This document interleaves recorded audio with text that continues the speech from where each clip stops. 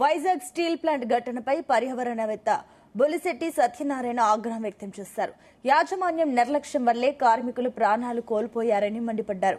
America, దక్షిణ Korea, Europe వంటి దేశాల్లో ఇలాంటి ప్రమాదాలు జరిగితే తీవ్ర ప్రమాద శిక్ష చట్టం కింద సీఈఓ, ఎండీలను తక్షణమే అరెస్టు చేసి కంపెనీ వార్షిక టర్నోవర్ ఆధారంగా భారీ జరిమానాలు విధిస్తామని తెలిపారు. కానీ మన భారతదేశంలో కార్మికుల ప్రాణాలకు, శ్రమకు కనీస విలువ లేకుండా పోయిందని అన్నారు. ఈ ఘటనపై ప్రభుత్వం వెంటనే స్పందించి ప్లాంట్ ను తన ఆధీనంలోకి తీసుకోవాలని, పూర్తి డేటాతో థర్డ్ పార్టీ విచారణ జరిపించాలని డిమాండ్ చేశారు. ప్రమాదానికి బాధ్యులైన సీఎండీ, డైరెక్టర్ జనరల్ ను తక్షణమే అరెస్టు చేయాలని, సేఫ్టీ ఆఫీసర్లను సస్పెండ్ చేయాలని కోరారు. అలాగే కంపెనీ నిర్లక్ష్య తీవ్రతను బట్టి వారి టర్నోవర్ లో 500 కోట్ల నుంచి 1000 కోట్ల వరకు భారీ జరిమానా విధించి బాధితులకు న్యాయం చేయాలని బొలిశెట్టి సత్యనారాయణ డిమాండ్ చేశారు. విశాఖపట్నం స్టీల్ ప్లాంట్ లో సాయంత్రం 4 గంటల ప్రాంతంలో జరిగిన పేలుళ్ళలో 8 అక్కడే చనిపోవడం, తర్వాత ఒకరు ఆసుపత్రిలో చనిపోవడం, ఇంకా కొంతమంది కోలుకుంటూ ఉండడం ఆసుపత్రిలో జరుగుతుంది.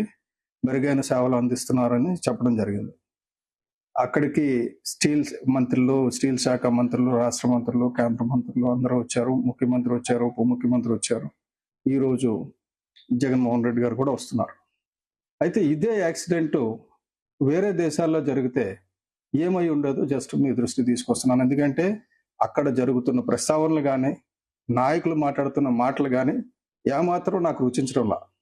కారణం ఏంటంటే ఈవెన్ కార్మిక నాయకులు కూడా వాళ్ళ హక్కుల గురించి మాట్లాడకుండా ఏదో పోరాటం, అపోజిషన్ లీడర్ లాగా మాట్లాడుతున్నారు. అది కాదు. బేసిక్ ఏంటంటే ఇదే కానీ అమెరికాలో కానీ, బ్రిటన్లో కానీ, ఇంకా ఆస్ట్రేలియాలో కానీ, కొరియాలో కానీ జరిగినట్టయితే ముందు ప్లాంట్ని వాళ్ళు గవర్నమెంట్ కంట్రోల్లో తీసేసుకుంటుంది.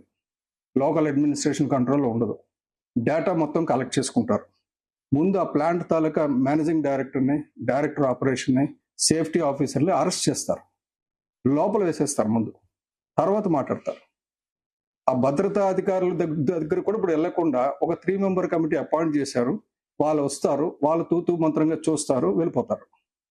ఇది కాదు కదా కావాల్సింది. ఇదే కొరియాలో అయితే సీరియస్ యాక్సిడెంట్ పనిష్మెంట్ యాక్ట్ అని ఒకటి ఉంది. యాక్సిడెంట్స్కి ఒక యాక్ట్ ఉంది. అలాగే అమెరికాలో కూడా దీన్ని విల్ఫుల్ నెగ్లిజెన్స్ కింద తీసుకొస్తారు. దాన్ని సిఇఓని, వైస్ ప్రెసిడెంట్ని, డైరెక్టర్ ఆపరేషన్ని ఇమ్మీడియట్ గా జైల్లో పెడతారు. అది పెనాల్టీస్ కూడా ఏ లెవెల్లో ఉంటాయంటే percentage of the turn over మీద ఉంటుంది. అంటే ఇప్పుడు జరిగిన బ్లాస్ట్ వేరే దేశాల్లో జరిగితే భారతదేశం టర్న్ ఓవర్ ప్రకారంగా కనీసం 500 కోట్ల నుంచి 1000 కోట్ల రూపాయలు జరిమానా విధిస్తారు. విశాఖపట్నం స్టీల్ ప్లాంట్ లో సాయంత్రం 4 గంటల ప్రాంతంలో జరిగిన పేలుళ్ళలో 8 అక్కడే చనిపోవడం, తర్వాత ఒకరు ఆసుపత్రిలో చనిపోవడం,